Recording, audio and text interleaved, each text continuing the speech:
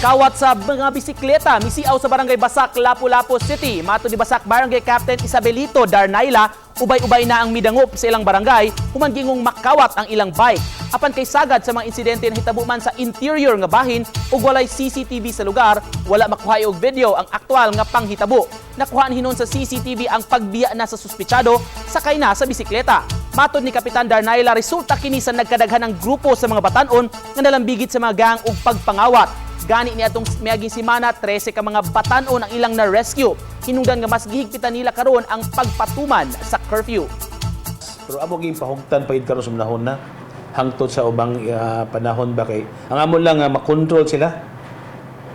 Kay grabe naman ang amuha karon nagkuan sa kada sitio namo daghan na kayong kuan problema sa mga batanon.